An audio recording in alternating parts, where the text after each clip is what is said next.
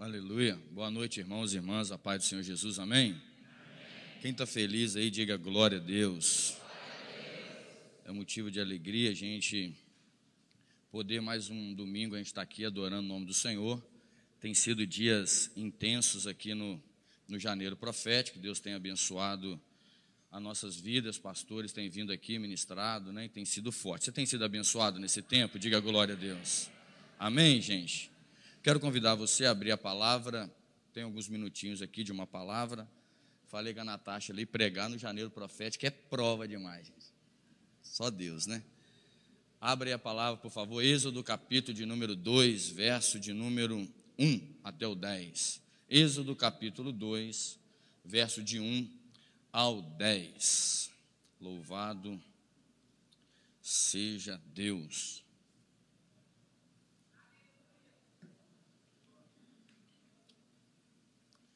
Você encontrou aí, se quiser ficar de pé, pode ficar de pé. Nós vamos adorar o Senhor lendo a palavra dele. Diz assim, Êxodo capítulo 2, verso 1 até o verso de número 10. É um texto muito conhecido, mas é um texto que eu quero deixar algumas palavras para nós nessa noite. Foi um homem da casa de Levi, casou-se com uma filha de Levi, e a mulher concebeu e deu à luz um filho. E vendo que ele era formoso, escondeu por 3 meses.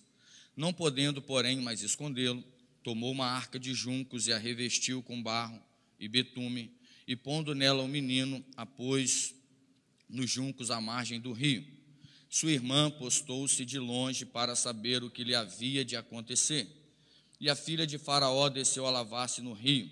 As suas donzelas passeavam pela margem do rio, e ela viu a arca no meio dos juncos, e enviou a sua criada, que a tomou. E abrindo-a, viu ao menino, e eis que o menino chorava. E moveu-se de compaixão dele, e disse: dos meninos dos hebreus é este. Então disse sua irmã, a filha de Faraó: irei chamar uma ama das hebreias, que crie este menino para ti? E a filha de Faraó disse-lhe: vai. Foi, pois, a moça, chamou a mãe do menino. Então lhe disse a filha de Faraó: leva este menino e cria-o, e também te darei o salário. E a mulher tomou o menino e o criou. E quando o menino já era grande, ela trouxe a filha de Faraó, o qual o adotou. Chamou-lhe Moisés e disse: porque das águas o tenho tirado. Amém, meus irmãos? Pode assentar aí, pode ficar à vontade. Eu quero trazer algumas palavras para nós aqui. Meus irmãos, o livro do Êxodo é um livro, eu gosto demais do livro do Êxodo, porque o livro do Êxodo, para mim, é um livro do Deus que se movimenta, o Deus que se move, o Deus que não é um Deus estático, não é um Deus parado, não é o Deus que o Salmo 115 vai dizer que o Deus deles tem olhos e não vê, tem ouvidos e não ouve, tem nariz e não cheira, tem boca e não fala, tem pés e não anda, tem mãos e não apalpam. Mas o Deus de Israel, o Deus do Êxodo, ele tem olhos e vê, tem ouvidos e ouve, tem nariz e cheira, tem boca e fala, tem mãos e apalpa e pés para caminhar. Quando a gente olha para o cenário do livro do Êxodo que li, vai começar no capítulo 1 e 2 a remontar um cenário de uma plena tristeza. Por quê?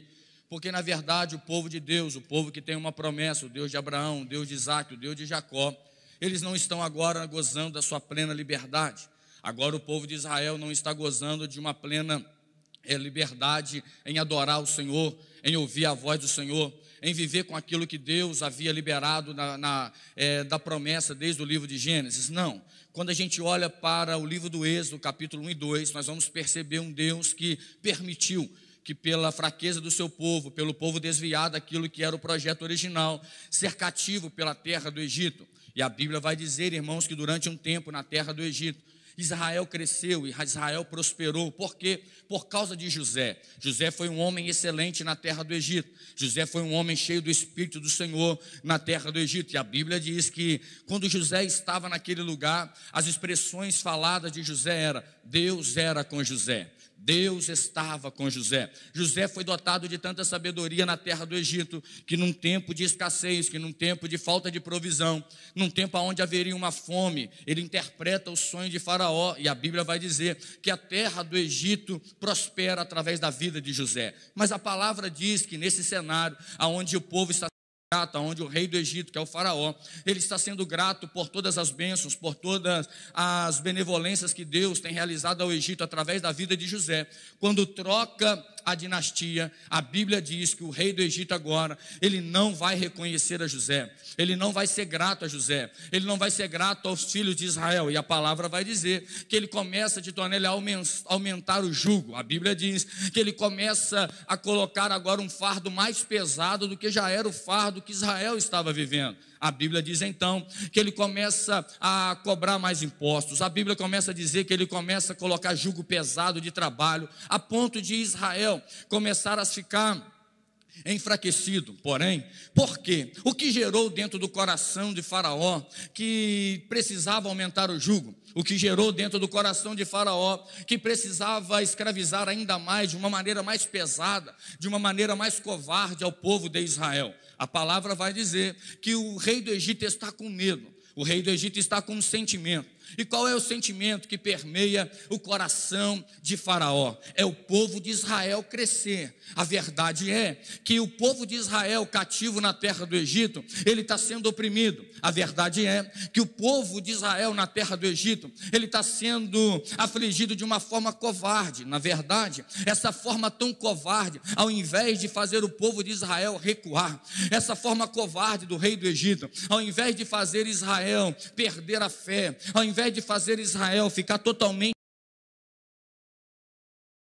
vai dizer que Israel começou a crescer. Durante um tempo Israel fica perdido, mas a Bíblia diz que nesse momento Israel começa a crescer, começa a se multiplicar, e ele diz assim: vamos colocar jugo, Israel está crescendo, vamos colocar peso, Israel está crescendo. Ele tem medo, por quê? Porque se levantam homens naquele lugar, cria-se um exército, e na verdade, criando dentro um exército na terra do Egito, eles podem sair, eles podem se tornar alguém que vai lutar com a sua própria força e sair da escravidão. Mas a Bíblia diz, irmão, que o jugo aumenta, o jugo aumenta, o jugo aumenta. E aqui nós não temos totalmente como dimensionar o tamanho do jugo, o tamanho da covardia. Nós podemos criar uma ideia, criar uma impressão daquilo que estava acontecendo, mas o fato é que mediante a esse cenário, Israel começou a crescer, Israel se manteve firme. A verdade também, pastora Natasha, que nos dias atuais, irmão, existem jugos lançados na nossa vida. A verdade é que tem jugo na nossa casa que a gente olha e diz assim: eu estou caminhando na igreja, eu estou adorando ao Senhor, eu estou vindo no janeiro profético, mas parece que quanto mais eu oro, parece que quanto mais eu busco, parece que quanto mais eu exalto ao Senhor, parece que quanto mais eu intercedo, mais a minha casa se distancia, mais jugo vem, meu marido não converte, a esposa não vai para a casa do Senhor, os filhos ainda continuam distantes. Parece, hein, Ramon, que os problemas vêm de uma forma avassaladora, não porque tem um Faraó, mas porque as circunstâncias da vida geram. E a palavra vai dizer que nesse cenário, irmão, de tanta tristeza, que nesse cenário de escravidão, a Bíblia vai mostrar que Deus ainda estava preservando a Israel. Israel, Zé Maurinho, ainda estava bem. Israel, apesar do jugo, ainda estava se fortalecendo. Eu gosto disso aqui, sabe por quê? Porque nenhuma palavra de Faraó é capaz de neutralizar a promessa de Deus sobre a nossa vida. A verdade é que nenhuma palavra de Faraó é capaz de neutralizar o fortalecimento de Deus sobre a nossa vida. Eu gosto disso, irmão. Por quê? Porque Satanás, ele olha para nós e ele acha que colocando jugo sobre a nossa vida, a gente não vai avançar. Satanás, ele olha, Walker, para esse tempo e ele diz assim: não, a coisa está feia, eu vou apertar, eu vou fechar a porta, a enfermidade não vai pedir licença, vai entrar, e parece que nós vamos recuar. Está enganado. A palavra que permeia sobre a nossa vida não é a palavra de Faraó. A palavra que está sobre a nossa vida não é a palavra da metodista que nós amamos, não. A palavra que está sobre a nossa vida é a palavra de um Deus que passeia no meio da igreja. A palavra que está sobre a nossa vida não é uma palavra de uma escravidão de Faraó. A palavra que está sobre a nossa casa é uma palavra poderosa que Jesus disse: essa é a minha igreja, e as portas do inferno, elas não prevalecerão contra ela. Eu não sei se você crê, mas eu creio, meu irmão, que Faraó vai gritar hoje aqui. Eu creio que que Satanás vai querer espernear nesse lugar, para tentar te manter escravo, para tentar te manter opresso. Mas a palavra de ordem hoje é: o Deus de Israel é maior do que Faraó. A Bíblia diz que Faraó começa então a dizer: não, pastor Wesley. Faraó começa a dizer: peraí, eles não podem crescer. Faraó começa a dizer: eles não podem desenvolver. Eu estou olhando, eles estão se desenvolvendo, hein, Tiago? Eu estou olhando, eles estão crescendo. A verdade é que quando nós estamos escravos, a gente não incomoda ninguém. A verdade é que quando a gente está sem fé, a gente não incomoda ninguém. Que é outra verdade, também é verdade, que quando a gente está na naturalidade, a gente não incomoda ninguém. Mas é só a gente tomar uma posição que o inferno se levanta para tentar parar.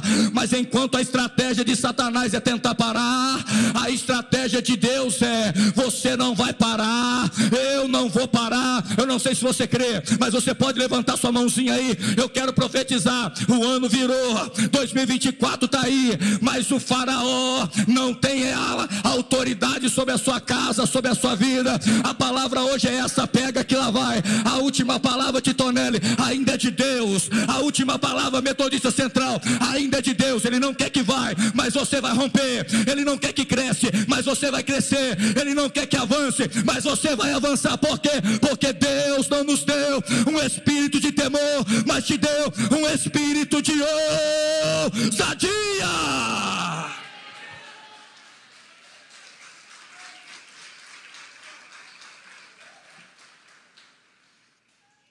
A Bíblia diz que Faraó tem uma ideia. E qual é a ideia? Matar adulto é mais difícil. Vamos matar no nascimento. A Bíblia diz então que Faraó vai até duas mulheres, duas parteiras que faziam os trabalhos de parto das hebreias.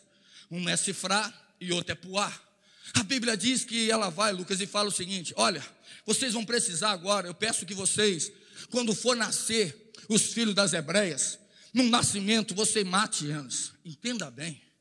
Olha a estratégia de Satanás: no nascimento vocês matem. Olha a estratégia de Satanás: se for menina, deixa viver, mas se for menino, pode matar. Porque é medo, irmãos, como eu já disse, de se tornar um guerreiro. É medo de guerrear contra eles. Mas a palavra de ordem aqui é: não vai nascer na terra dos filhos de Israel. Estão no Egito, mas não podem nascer. Isso aqui mexeu comigo um pouquinho. Por quê? Porque eles estão numa terra cativa. Eles estão numa terra longe, se escravizado, comem o que lhe dão. Eles estão numa terra que eles não podem caminhar sós. Eles estão numa terra debaixo de jugo, de opressão, mas eles ainda estão gerando.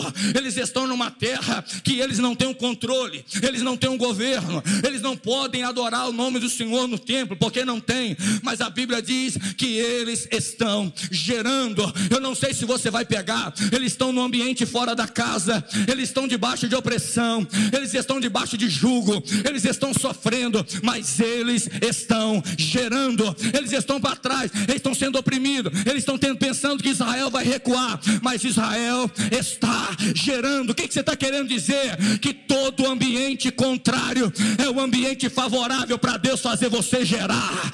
Oh glória! Todo ambiente desfavorável é o ambiente maravilhoso, aonde Deus começa a dizer: eu vou te fazer gerar. É na terra da escravidão que você vai gerar. É na terra da escravidão que você vai voltar a sonhar. É na terra da escravidão que vai nascer, oh glória. Faraó está dizendo: não vai nascer. Faraó está dizendo: vai morrer. Mas a palavra de Deus, no temor de Sifrá e Puá, dizendo: eu não vou matar aquilo que Deus quer que nasça. Oh glória! Eu não sei se você vai pegar, mas eu queria muito que você recebesse essa palavra. Eu creio que o janeiro profético, irmão, vai nascer muitos projetos de Deus aqui. Eu creio que janeiro profético e o ano é ano de nascimento. É ano de nascimento físico, mas também é ano de nascimento espiritual. Tem gente aqui que em outros tempos, olha para trás, aonde você estava, mas nesse janeiro você está aqui adorando o nome do Senhor. Por quê? Porque havia um decreto de Faraó, Vitor Filó. Qual é o decreto? Vai morrer, não vai nascer. Quando for botar para fora, quando aparecer a carinha da criança, vai ser enforcado e vai morrer. Mas o decreto da terra está dizendo é morte, mas o decreto de Deus está dizendo é vida. Oh glória, eu não sei se você vai pegar para levantar sua mãozinha aí. O decreto da terra está dizendo é morte, mas o decreto de Deus está dizendo é vida. Por quê? Porque Jesus Cristo no Novo Testamento ele vai dizer: eu sou, aleluia, a ressurreição e a vida. Aquele que esteja morto viverá. Cutuca o seu irmão do lado e fala para ele assim: em decretos de morte. Não, gente, pelo amor de Deus, fala forte, fala assim, em decretos de morte, Deus vai te dar vida. Cutuca o seu irmão e fala assim: em decretos de morte, a tua casa vai gerar, a tua empresa vai crescer, você vai voltar a sonhar. Oh glória, eu não sei se você crê, nós estamos no janeiro profético, é Deus dizendo, em decretos de Faraó, tem uma lei imperando, vai morrer, não vai nascer, vai dar errado, mas tem Deus lá em cima dizendo, vai nascer, vai crescer, vai dar certo, porque eu sou o Senhor. A verdade é que isso preocupa. A verdade é que isso preocupa. Porque se Faraó está dizendo, se eu não mato, eu desagrado a Faraó. Mas se eu mato... Mas aí Paulo vai escrever aos Gálatas, ele diz, persuado eu, no capítulo 1, verso 10, agradar a homens ou a Deus? Se agrado aos homens, já não sou mais servo de Cristo. Essa noite é Deus dizendo para alguém aqui, não importa o que falaram sobre a tua casa, em Simauro, não importa o que falaram sobre a tua família, não importa qual é o decreto de genealogia que tem sobre a tua vida, não importa se o teu avô foi isso, se o teu pai foi aquilo, se o teu irmão foi, não importa. A palavra hoje é, o que Satanás diz, o que Faraó está dizendo, não é maior do que aquilo que Deus quer escrever. Oh glória, levanta suas duas mãos aí, o pé, é Deus dizendo para alguém aqui, a promessa é maior do que o decreto de Faraó, a promessa é maior do que o decreto de Faraó, a promessa ainda é maior. Por quê? Porque na verdade, Sifrá e Puá tem dois nomes, um significa esplêndido, o nome de Puá é esplêndida, e o nome de Sifrá é justo. Pega isso aqui, aonde tem justiça de Deus, não opera a covardia de Faraó. Eu não sei se você tem fé para glorificar a Deus. Aonde tem justiça de Deus, não tem covardia de Faraó. Deixa falar, deixa gritar, deixa tentar matar, mas a minha Bíblia diz, e a sua também, que nenhuma arma forjada contra Israel prosperará. A minha Bíblia também diz, e a tua, 1000 cairão ao meu lado, 10.000 à tua direita, mas tu não serás atingido. A minha Bíblia também diz que praga alguma chegará à nossa tenda. A minha Bíblia diz que Deus dá ordem aos anjos a nosso respeito para nos guardar. Ei, meu irmão, a Bíblia diz que Ele faz dos seus anjos ministros labareda de fogo. É Deus dizendo, Faraó está armando, mas Deus está guardando. Deus está guardando. O fato é que se no Êxodo está acontecendo isso, lá no Novo Testamento também acontece. Herodes tem uma ideia, vamos matar os meninos. Herodes está dizendo, nasceu o Salvador, e quando nasce o Salvador, ele vai resgatar Israel, ele vai salvar a humanidade. E a Bíblia diz que Herodes faz assim, vamos matar. Mas enquanto Faraó está dizendo no Êxodo, vamos matar, enquanto Herodes está dizendo no Novo Testamento, vamos matar, tem um Deus lá em cima dizendo, ninguém pode matar aquilo que é projeto do céu, ninguém pode matar aquilo que é projeto de Deus, ninguém pode matar aquilo que eu projetei. Escuta isso aqui, você não é fruto de um aborto mal sucedido. Escuta aqui, você não é fruto de algo que aconteceu por acaso, não. Deus, Ele sonhou comigo e com você. Eu sei que Herodes tentou te matar sim, Eu sei que Herodes tentou te jogar no leito. Eu sei que Faraó também no êxito está tentando te jogar lá. Eu sei que a palavra de ordem de Faraó é essa: você não tem valor, você não consegue avançar, você não vai prosseguir, a tua casa não tem valor, você não é aquilo que Deus sonhou. Mas a minha Bíblia diz, irmãos, que nós somos povo de propriedade exclusiva de Deus, nação santa, a menina dos olhos de Deus, sacerdócio real. Essa noite eu quero convidar você a reagir, porque não importa a palavra de Faraó, não importa a palavra de Herodes, ainda que arme um cerco contra nós, o nome de Deus é já, e o nome de Deus ele age hoje, a tempo e a fora de tempo. O escritor aos Hebreus vai dizer: Jesus Cristo, ele é o mesmo ontem, ele é o mesmo hoje, e ele é o mesmo eternamente. Cutuque seu irmão do lado e fala assim: ó, Faraó pode gritar, Herodes pode tentar, fala, teu vizinho pode pelejar, mas você está guardado pelas mãos de Jeová.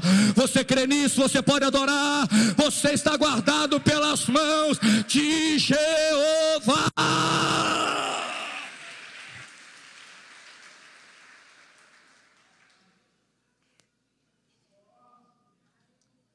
A Bíblia diz, irmãos, que depois desse cenário, onde está um decreto de morte, no meio desse cenário de morte, Joquebede, mãe de Moisés, ela vai gerar. Diga comigo: aconteceu. Não, diga bem forte, diga assim: aconteceu. Fala assim: o menino nasceu. Tem fé para receber? Não importa a crise momentânea, não importa a crise instalada, não importa a economia como tiver, não importa o governo como está agindo, seja um ou outro, não importa. A palavra de ordem é: o que tinha que nascer, nasceu, o que tinha que acontecer, aconteceu. Você consegue entender isso aqui? Que a circunstância da terra não vão impedir o projeto do céu de acontecer. Você consegue entender isso aqui? Que não importa a crise que esteja instalada aqui, o projeto que Deus tem para nascer, vai nascer.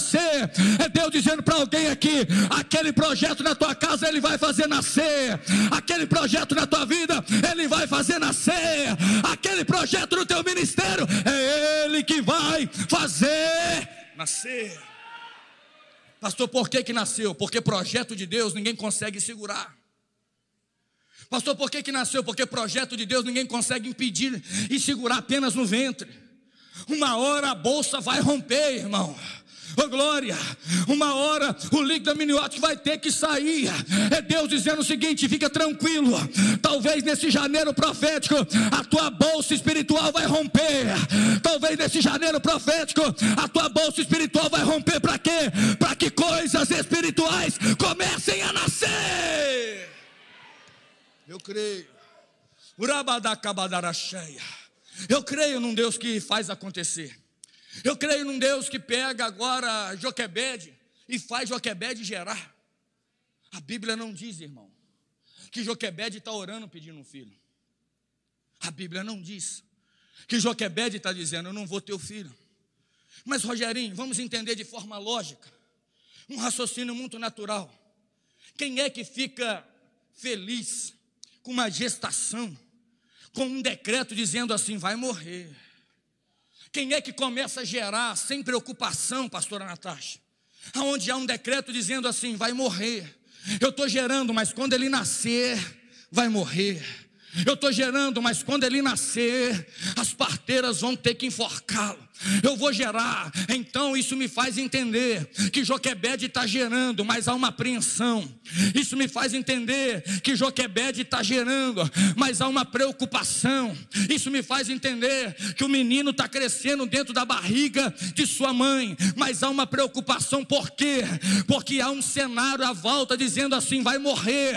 Há um cenário à volta dizendo: as coisas vão piorar, as coisas vão ficar complexas. Mas aí, meu irmão, entra uma palavra poderosa que eu quero deixar para nós. Como pode Deus fazer Joquebede gerar no ventre, hein, Geniel, um libertador num cenário de dor, num tempo de morte, num tempo de decretos difíceis? Mas aí, segura que lá vai. A primeira, em meio às má notícias, Deus está fazendo nascer um projeto grandioso. Sabe o que eu quero aplicar aqui? Seja qual for a má notícia, por pior que seja, por mais triste que seja, ela não tem poder de neutralizar o agir de Deus. Oh glória, eu não sei se você está vivo aí, mas as más notícias podem ser ruins, mas ninguém pode fazer Deus ficar neutralizado, ninguém pode fazer Deus parar de agir. É Deus dizendo, tem má notícia, mas o céu é boa notícia. É Deus dizendo, tem más notícias, mas eu ainda tenho controle da minha igreja. É Deus dizendo para alguém aqui, é no meio dessa má notícia que você recebeu, que vai nascer projeto grande. Você pode levantar suas mãos, você pode levantar os pés.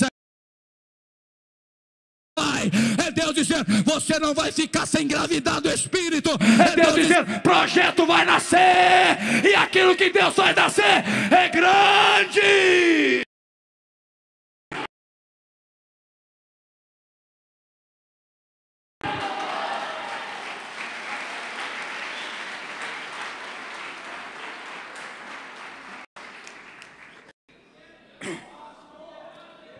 Você pode adorar Ele. Tem más notícias, mas eu estou crendo. Tem más notícias, mas eu não vou deixar de acreditar. Você pode receber teu amanhã. O nosso amanhã vai ser melhor do que o hoje. Oh glória. A Bíblia vai dizer, irmãos, também no Antigo Testamento, que Elias deu uma palavra. E qual é a palavra? Não chove em Israel. Passa-se o tempo. A Bíblia diz que Eliseu vai subir no monte, o moço. Eliseu ainda é moço. E a palavra vai dizer que quando ele sobe, olha lá, Tiago, o que tem? Ele sobe uma vez, duas vezes, três vezes, 4 vezes, 5 vezes, 6 vezes, Braulio, nada. Na 7ª vez, quando ele desce, ele diz assim, o que é? Viu alguma coisa? Eliseu olha e diz assim, Elias, eu vi uma nuvem pequena, do tamanho da mão de homem. Ei, para Eliseu é uma nuvem pequena, para Elias é sinal de algo grande. É Deus dizendo para algo pequeno, parece que vai ser mais um escravo, entre na terra do Egito, filho de Joquebede, mas para Deus não. É daí que eu vou levantar libertador, é daí que eu vou levantar um homem mais manso da terra. É daí, levanta sua mão aí. É Deus dizendo, pode parecer que é pequeno, mas vai crescer. Eu não sei se você crê, irmãos, mas eu creio num Deus que começa pequeno, mas faz aquilo se tornar grande. Quem está aí, diga glória a Deus.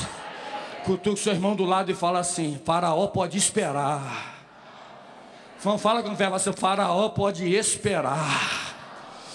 Parece que não é nada,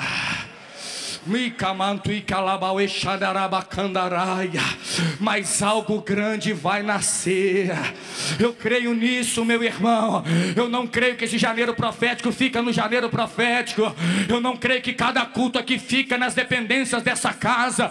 Eu creio que quando a gente volta para casa, a gente está gerando algo grande em Deus. Oh glória, você crê nisso? Toda vez que Deus nos dá uma palavra, não é para uma palavra ser engolida e ficar dentro de nós apenas, é para Ele fazer algo grande em nós e através de nós. Ei, eu vou profetizar, o projeto vai parecer pequeno, e quando é pequeno as pessoas zombam, mas vai crescer, e quando crescer é o nome de Deus que vai ser glorificado. Em meio à escravidão, Deus está levantando o libertador. Olhe para cá. Em meio à escravidão, no ventre já está sendo gerado um libertador. Escuta isso aqui. Moisés está no ventre, ainda não sabe que vai ser libertador. Joquebede está gerando, ainda não sabe que vai ter um filho que vai libertar Israel. Sabe o que é isso? A nossa visão é limitada, mas a visão de Deus é ilimitada. A gente não sabe quem está sentado do nosso lado. A gente não sabe onde Deus vai levar o nosso irmão. A gente não sabe o que Deus vai fazer com essa igreja. É por isso que a palavra vai dizer, irmão, nem olhos viram, nem ouvidos ouviram, nem jamais desceu no coração de um homem o que Deus tem preparado para aqueles que o amam. É Deus dizendo: eu não estou vendo, mas algo grande vai acontecer.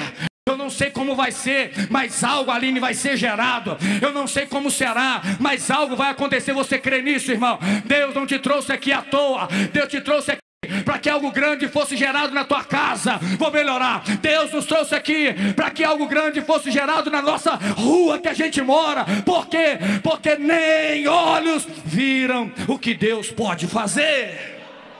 3. Em meio à escassez, Joquebede está gerando provisão. Por que está gerando provisão? Porque na verdade, quem é Moisés? Moisés é aquele que vai na terra do Egito lá na frente. Nós sabemos muito bem que a vida de Moisés se divide em 3 quarentenas de anos. 40 anos na terra do Egito, 40 anos no deserto de Midian com Jetro, seu sogro, e 40 anos fazendo a missão, voltando na terra do Egito para libertar o povo e sendo o guia deles. A verdade é que esse mesmo Moisés, ele vai ser, Joquebede está gerando provisão. Por quê? Porque ela é provedora? Não, mas o filho que está nela, ele vai andar segundo a voz de Deus. Você pode levantar sua mão direita? Eu quero profetizar para alguém. Toda vez que você ouve Deus, isso vai gerar provisão na tua casa. Oh glória, eu repreendo essa noite em nome de Jesus todo espírito de escassez, todo espírito de miséria, mas eu profetizo em nome de Jesus todo espírito de abundância do céu, de provisão do céu, de graça de Deus revelada, de mente espiritual cheia de abundância das ideias do Senhor. Receba em nome de Jesus. A Bíblia diz, vamos caminhar, gente, que quando o menino nasce, Tainá, a palavra diz que Joquebede pega o menino.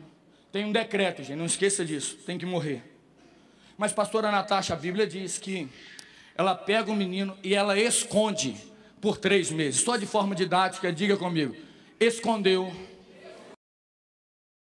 Não, diga forte, gente, diga assim: escondeu por 3 meses. Espera aí, Moisés é projeto de Deus, amém ou não amém? Moisés é projeto do céu. Deus vai levantar Moisés, Deus vai criar um plano na vida desse menino que nasce, mas agora está escondido. Isso aqui a gente precisa entender, e eu quero liberar aqui 2 palavras para a minha vida e para a tua. Moisés está escondido por quê? Porque Joquebede não quer que seu filho morra. Joquebede esconde teu filho para proteção. Mas a primeira palavra que eu vou aplicar é lindo, mas ele está no colo da mãe, que é uma verdade aqui. Não tem nada mais seguro, irmão, do que um colo da mãe de um recém-nascido.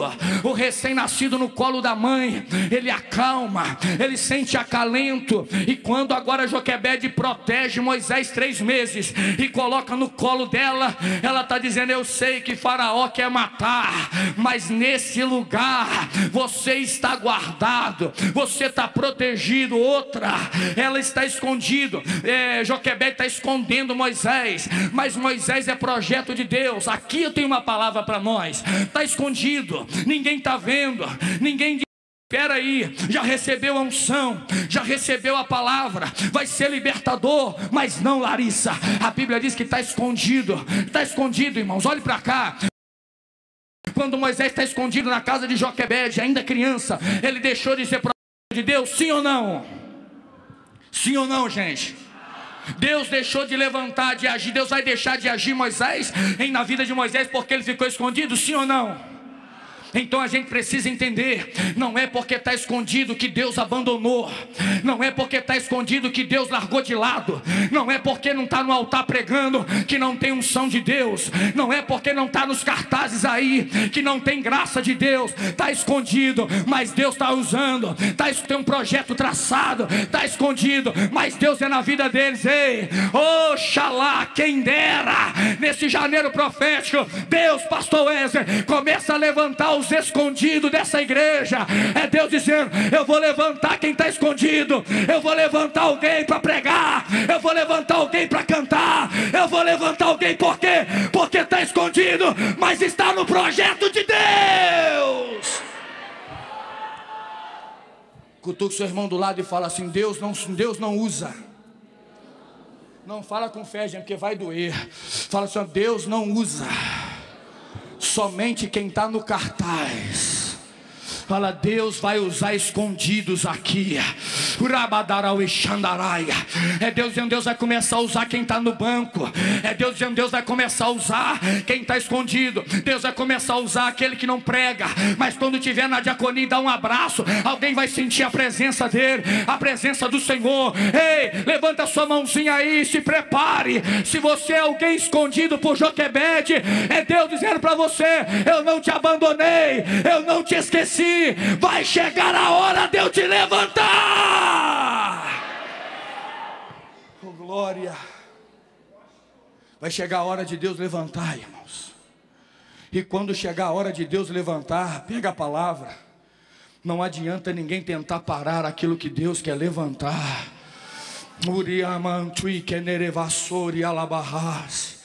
Não adianta alguém tentar jogar de lado aqueles que Deus tem um projeto grande. Eu estou falando para alguém aqui hoje que entra, que sai, parece que ninguém te vê. Eu estou falando para alguém aqui hoje que entra e sai, adora, se quebranta, chora e parece que ninguém te enxerga. Eu estou pregando para alguém aqui que parece que Deus te escondeu, que lá atrás alguém te entregou uma palavra de profecia dizendo: eu vou te levantar, eu vou te usar, você vai ser instrumento nas minhas mãos. Mas parece que Deus te escondeu. Parece que Deus deixou você lá escondido na casa de Joquebede, em volta decreto de morte, mas ninguém te viu. É Deus dizendo: acalma, vai chegar o tempo de Deus te visitar. Vai chegar o tempo da tua graça ser renovada. Vai chegar o tempo do teu talento ser exposto. Vai chegar a hora. Isso aí, Sherman. A Bíblia diz que depois que ela esconde o menino, diga comigo, 3 meses. A palavra diz que depois de 3 meses o menino tem que sair. Porque projeto, Aline, que é projeto de Deus, não pode permanecer na mão de quem gerou apenas. Projeto que é projeto de Deus, ele cresce além das forças humanas. Joquebede 3 meses vai segurar. Joquebede 3 meses vai fazer o que tem que ser feito. Mas depois de 3 meses ela tem que botar para fora. Por quê? Porque não dá para segurar mais. Quer uma verdade? Para de tentar segurar projeto de Deus, deixa aí. Quer uma verdade aqui? Para de tentar segurar projeto de Deus no seu controle. Ei, Joquebede, para de segurar projeto de Deus. Ei, líder de ministério, para de segurar projeto de Deus. Tem projeto de Deus que vai crescer. Tem projeto de Deus que vai ser grande. Ei, Joquebede, tem projeto de Deus que vai avançar. Tem projeto de Deus que vai crescer, porque a palavra é do céu. Quando eu olho para isso aqui, eu entendo. Joquebede está dizendo: não tem jeito, chegou a hora de colocar. E aonde ela coloca? Ela põe o menino à margem do rio. Irmãos, eu vou dar uma paulada aqui. Eu já vi muita gente pregar nisso aqui. E a verdade é que eu já vi pregador dizer o seguinte: foi colocado o cesto, pastora Natasha, no rio. E ele vinha descendo. E vinha. E jacaré tenta pegar, mas Deus preservou. Não. A Bíblia diz, irmãos, que ela coloca na margem do rio. Quem coloca é Miriam, irmã de Moisés. E aí, Jonathan, a Bíblia diz que quando ela coloca, isso aqui mexeu comigo, irmão. O estágio do menino Moisés agora muda. Sabe por quê, Braulio? Ele sai de um estágio de escondido para a margem. Quem quer ficar à margem, meu irmão? Ninguém quer ficar à margem.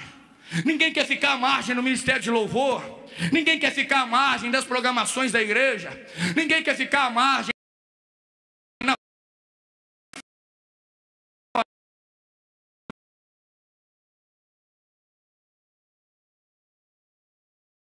do rio.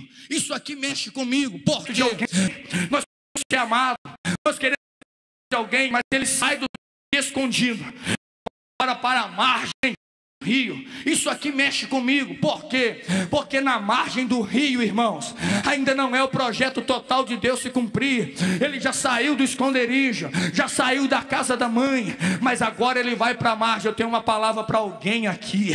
A Bíblia vai dizer no Novo Testamento que Bartimeu está à margem, está à beira do caminho. Bartimeu está do lado, mas quando ele começa a gritar: filho de Davi, aleluia, tem misericórdia de mim, filho de Davi, tem de misericórdia de mim, a multidão grita para ele, Tiago, dizendo o seguinte: cala-te, cala-te. Mas Jesus para e diz assim: chamai ele.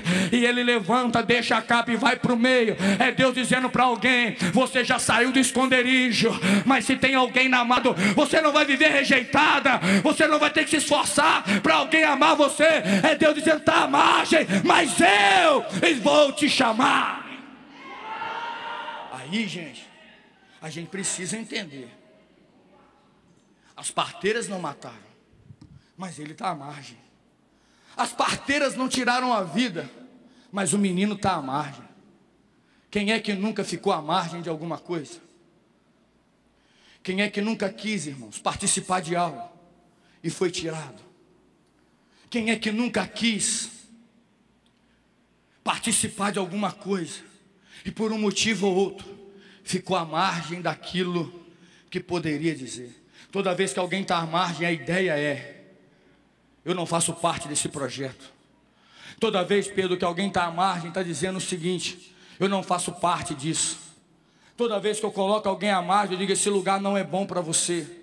Toda vez que eu coloco alguém à margem, a ideia do texto é: você não serve para ficar nesse ambiente. Espera aí. Mas margem não fala de desprezo. Margem fala de processo. Ouviu um glória a Deus? Margem fala de processo. Tem hora que nos processos da vida e do projeto de Deus, Deus esconde. Mas tem hora que nos processos de Deus Ele também coloca a margem.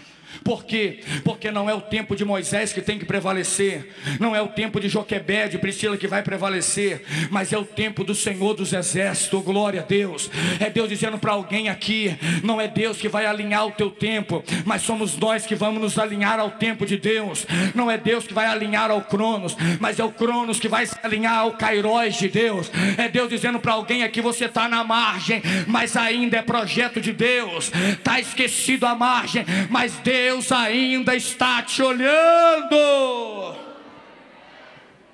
Mas por que, Daniel, que Deus coloca, a irmã coloca na margem, não no rio? Por quê? Porque rio tem remanso, rio tem correnteza, rio tem redemoinho, rio é perigoso. Escuta isso aqui, Karine. Deus não vai permitir que projetos dele sejam colocados em lugares de vulnerabilidade. Deus não vai permitir que projetos dele fiquem expostos para morrer. Deus não vai permitir que projetos dele entrem em lugares vulneráveis. É Deus dizendo: eu não vou te colocar no rio, porque rio é vulnerável. Eu não vou te colocar no rio, porque rio é lugar de remanso, é lugar de redemoinho, é lugar de correnteza. E na correnteza, quem guia a correnteza? Eu vou te colocar aqui. Por quê? Porque projeto de Deus pode parecer que está parado, mas eu vou enviar alguém para ir até você. Cutuque seu irmão do lado aí, por gentileza, e diga assim: se prepare. É nessa margem que Deus vai enviar alguém. Já viu isso aqui? É na margem mesmo. É quando está na depressão que Deus vai enviar alguém. É no meio dessa crise mesmo que Deus vai enviar alguém. É quando teu filho não tem jeito que Deus vai enviar alguém. É quando a porta não se abre que Deus vai enviar alguém. É quando a coisa está feia que Deus vai enviar alguém. Deus me trouxe aqui na central hoje para dizer: acalma o teu coração. A margem não é lugar de esquecimento. A margem é lugar que Deus está te guardando. Ele vai olhar, Ele vai chegar perto e Ele vai dizer: ei, se prepare. Você está na margem hoje, mas amanhã o projeto crescerá. A Bíblia diz: por que não está no rio? Porque rio, a ideia de rio, Vitor, sabe qual é? É de correnteza. Se você tiver fé, pega a palavra. E no rio a ideia é acelerar. Quem desce na correnteza, irmão, desce rápido. Quem desce na correnteza vai rápido, Tiago. Quem desce ali na correnteza vai na força do rio.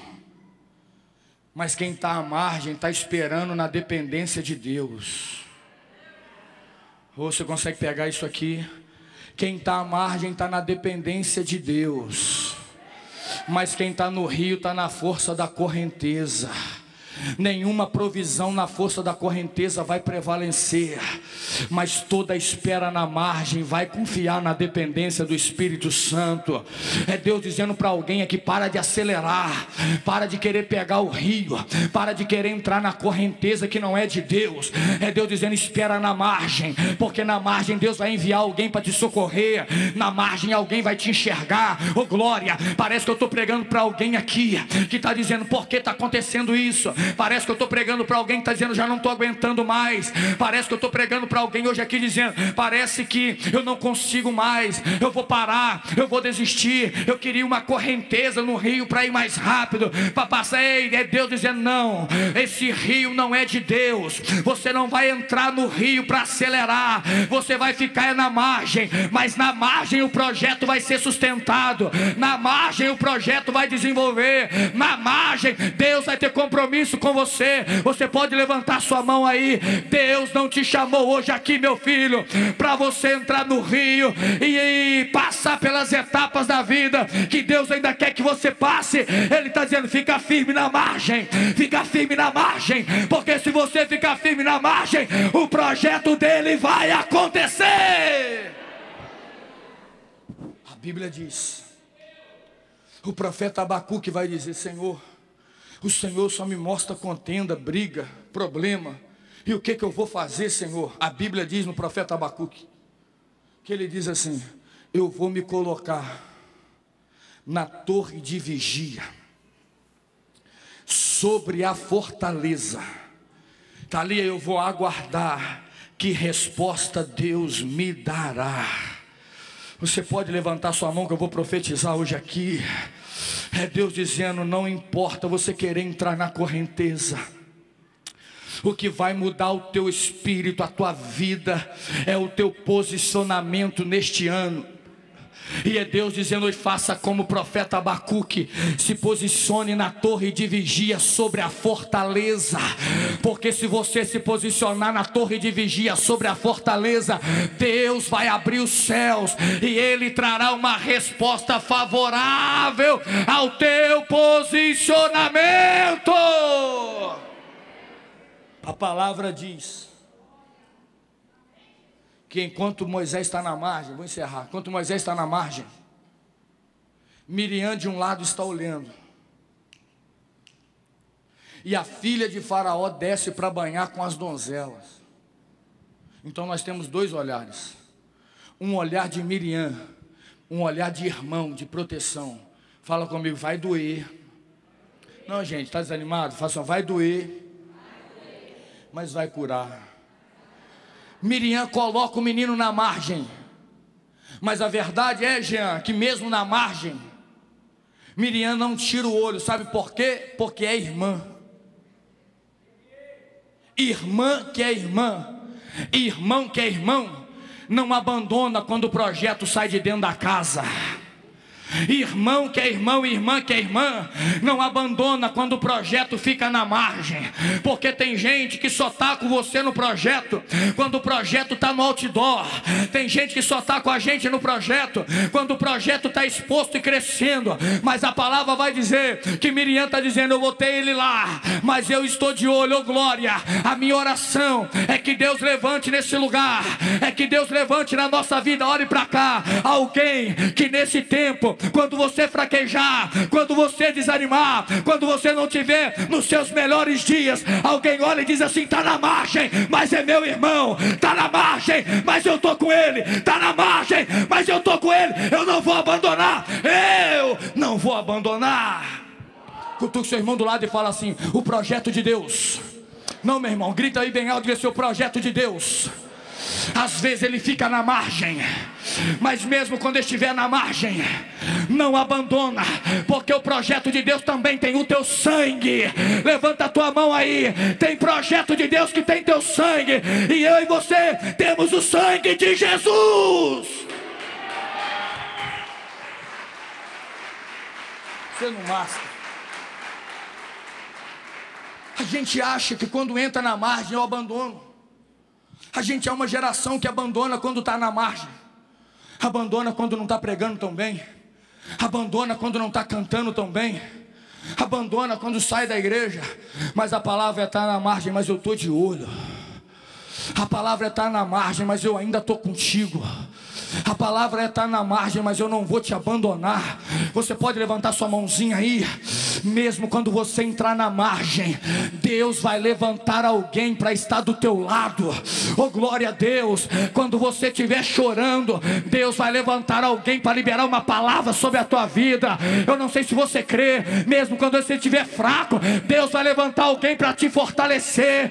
Mesmo quando você quiser recuar, Deus vai deixar alguém olhando para você dizendo: ei, é hora de avançar, conta comigo, é projeto de Deus. Oh, glória. Irmãos, vamos caminhar aqui. A Bíblia diz, perdão, a Bíblia diz que o menino chorava. E quando Faraó, a filha de Faraó vem descendo, Miriam está olhando, mas o menino está chorando. E ela olha a cesta lá na margem do rio, entre os juncos. E a Bíblia diz que ela vai lá olhar e ela diz assim: esse menino é das hebreias. Esse menino não é da nossa terra do Egito. Ele está no Egito, mas ele é hebreu. Nós estamos no mundo, mas não somos do mundo. Nós estamos aqui, mas não somos daqui. O apóstolo Pedro vai dizer: se a nossa fé se limita nessa vida, nós somos os mais miseráveis homens da terra. Nós estamos aqui, irmãos, e nesse mundo tem aflição, mas lá não tem pranto, não tem ranger de dente, lá não tem choro, lá não tem lágrima, lá não se casa, nem se dá em casamento. Você vai pegar a palavra, é Deus dizendo: aqui nós vamos chorar, mas lá nós vamos adorar. Aqui nós vamos sofrer, mas lá nós vamos viver a eternidade, Vitor, com o nosso Pai. Miriam chega e diz assim: pastor Leleco, ei, isso aqui, quer que eu arrume uma ama para ficar com ele? Diz: pode. Ela chama Joquebede, dá certo. Mas eu tenho uma palavra aqui para a gente encerrar. João capítulo de número 11. Lázaro morre. E quando Jesus chega, Jesus chora 2 vezes na Bíblia, irmão. Teve 2 vezes que Jesus chorou na Bíblia. Uma delas é essa. João capítulo 11. A Bíblia diz que Lázaro tinha morrido. Amigo que Jesus ia em Betânia. Amigo que Jesus ia na casa dele. Quando esse amigo morre, Jesus chega perante isso: essa enfermidade não é para a morte, é para manifestar a glória de Deus. E quando diz isso, mesmo assim ele chora. Sabe por quê? Porque ele está perdendo um amigo. A gente chora quando perde amigo de verdade. A gente chora quando perde amigo que era de confiança. Mas a gente precisa entender que quando amigo é de verdade, Jesus olhou e falou: estou chorando para mostrar a tua importância, mas eu vou ressuscitar. Oh, glória.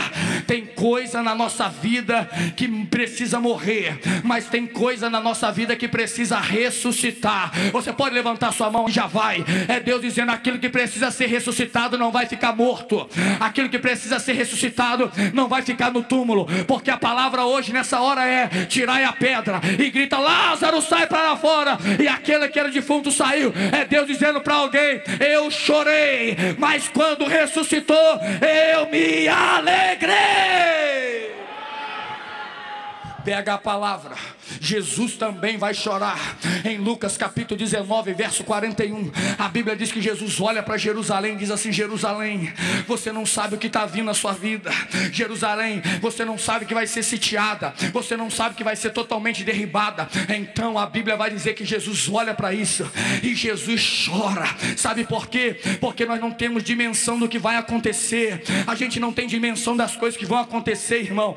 Mas Jesus chorou. Jesus chorou porque Jerusalém significa habitação da paz. E no lugar da paz tem guerra. E no lugar da paz vai ter sitiação. No lugar da paz vai ter escrombos. É Deus dizendo em 2024: eu não quero que a tua casa vire um escrombo. É 2024 Deus dizendo: eu não quero que a tua casa seja sitiada. Eu não quero que teu ministério acabe. Ei, é Deus dizendo: eu estou chorando, sabe por quê? Porque eu quero que a tua casa seja lugar de milagre. Eu quero que a tua casa seja igual em Gênesis com Jacó, que a tua casa seja Betel, é casa de Deus.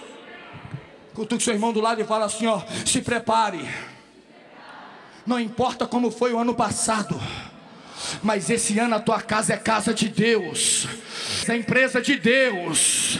Os teus negócios são negócio de Deus. Eu não sei se você tem fé para levantar sua mão e pegar a palavra. O teu ministério é ministério de Deus. Aonde você botar a mão, é Deus que vai botar a mão com você. Por quê? Porque é Deus dizendo: você é projeto de Deus.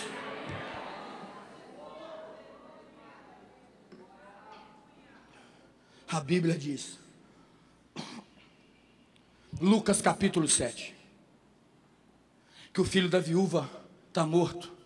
Ela já perdeu o marido, agora perde o filho. E ela está chorando. E Jesus olha, meu irmão, e diz assim: não chores. Uma coisa é ouvir não chores da terra, outra coisa é ouvir não chores do Salvador. Uma coisa é ouvir não chores do pastor da igreja, da pastora da igreja, do amigo. Outra coisa é ouvir não chores de Jesus de Nazaré. É Jesus olhando e falando: não chore. Sabe por quê? Porque eu sou aquele que tem o poder para fazer esse choro transformar em alegria. Levanta-te, menino. E quando o menino levanta e é ressuscitado, irmão, está dizendo: você não vai mais para o cemitério, você vai voltar para casa, porque aquilo que estava morto vai reviver. Oh glória! É Deus dizendo para alguém aqui: em 2024 Ele quer cessar essas lágrimas, mulher. Em 2024 Ele quer cessar o choro.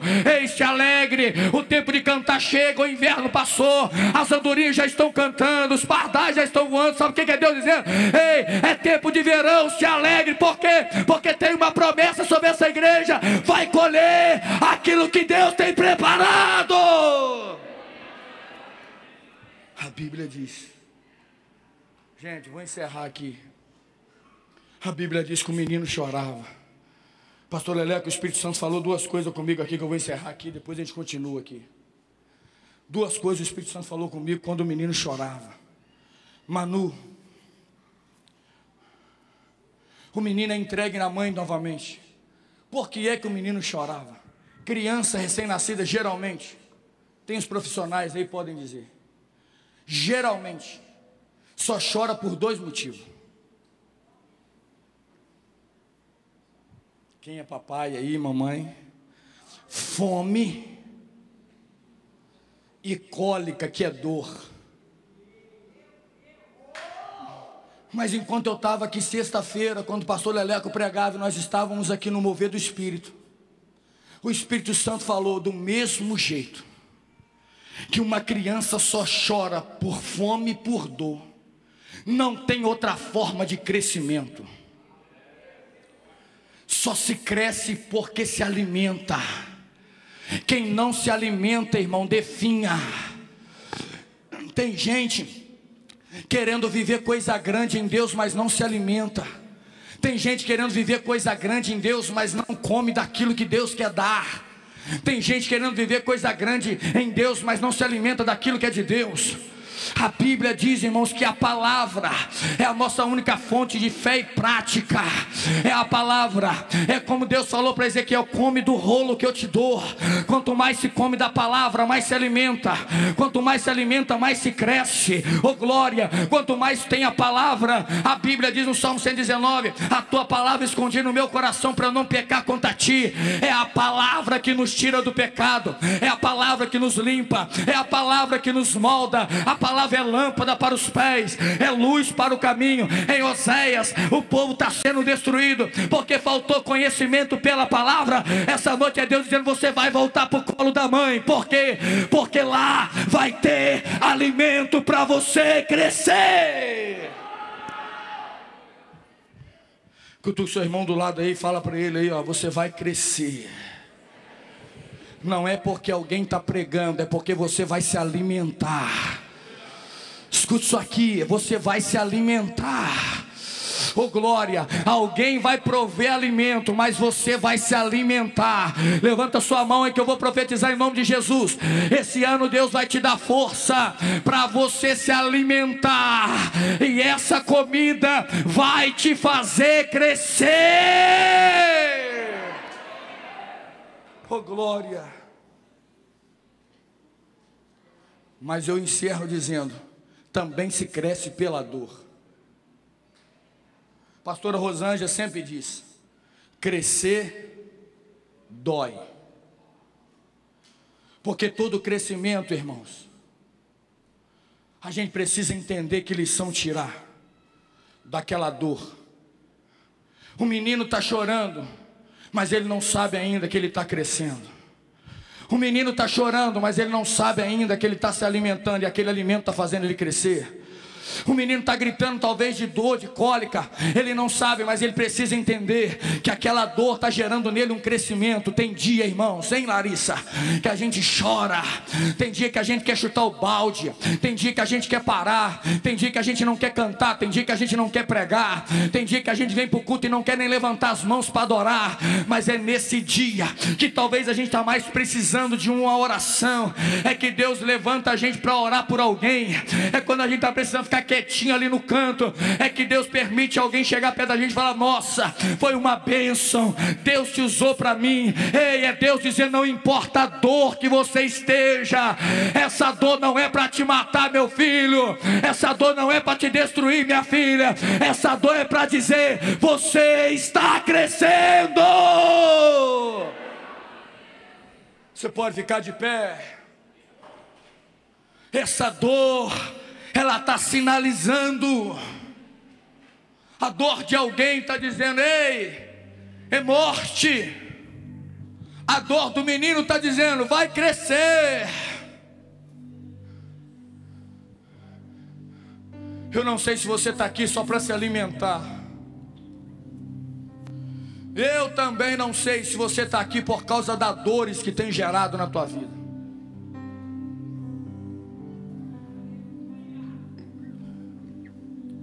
Eu não sei se você está aqui por causa que Deus ministrou teu coração dizendo: eu preciso me alimentar mais.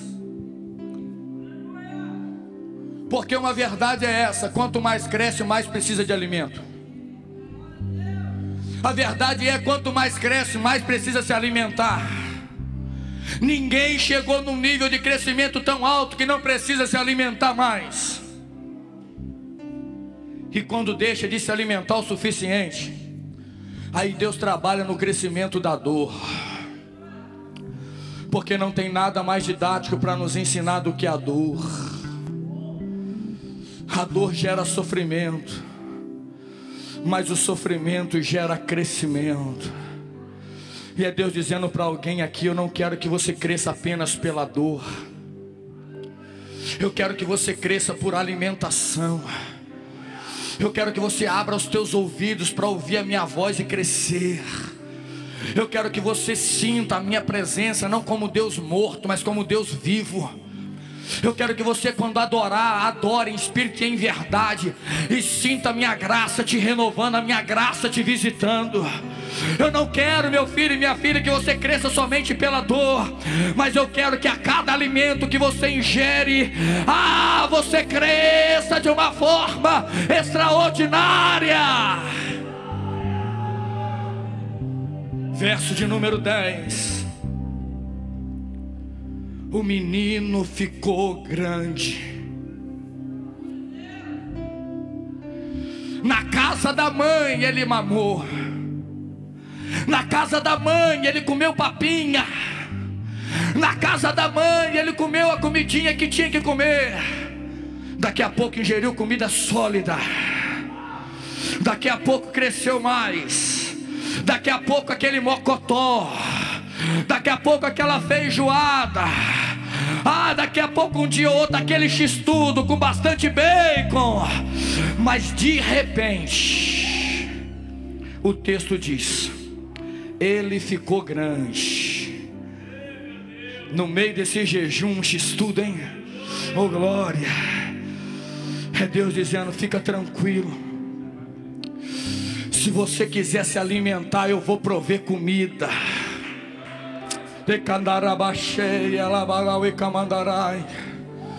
É Deus dizendo para alguém aqui: se você quiser se alimentar, eu vou prover alimento.